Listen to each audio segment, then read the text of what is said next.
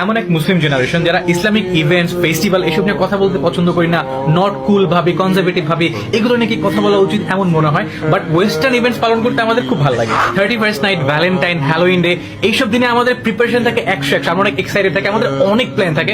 But Islamic ইভেন্টে আমাদের কোনো প্ল্যান থাকে না, কোনো এক্সাইটমেন্ট থাকে না। ওইসব দিনে আমাদের ঘুম আসে। পহেলা ফাল্গুন, পহেলা বৈশাখে আমাদের রোদে পুরে বৃষ্টিতে ভিজে ঘামে একেবারে নিয়ে জ্যাম ঠেলে তারপরে প্রিপেয়ার্ড হয়ে আমাদের রমনা ঘুরতে এবং ছবি তুলতে ভালো লাগে। বাট এসির নিচে আমাদের তারাবি নামাজ পড়তে ভালো লাগে না।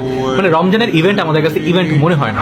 লা টমাটিন একটা স্পেনের ফেস্টিভ্যাল ভাই, ওই ফেস্টিভ্যালের দিনে ফেসবুকে ঢোকা যায় না টমেটোর কারণে, এত বেশি পোস্ট ফলাবেন করে এটা নিয়ে।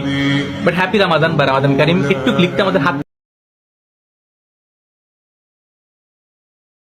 রিলেশনশিপ এইগুলো নরমালাইজ করার জন্য পেপার রাখছি, যেখানে অ্যাজ এ মুসলিম আমাদের নরমালাইজ করার কথা ছিল ইসলামিক কালচার, ইসলামিক ব্যাপার স্যাপার। বরং এগুলো পালন করলে এখন মানুষ ভাবে কিভাবে jeans, tops, high heel, blouse sari পরা কিংবা হাফ প্যান্ট পরা আমাদের কাছে আধুনিকতা, পাঞ্জাবি পরা, পর্দা করা কিংবা দাড়ি রাখা আমাদের কাছে জঙ্গিবাদ, আফগানিস্তান, পাকিস্তান বানায় ফেলা। এত কিছুর পরেও বলবো হ্যাপি রামাদান, রামাদান মুবারক।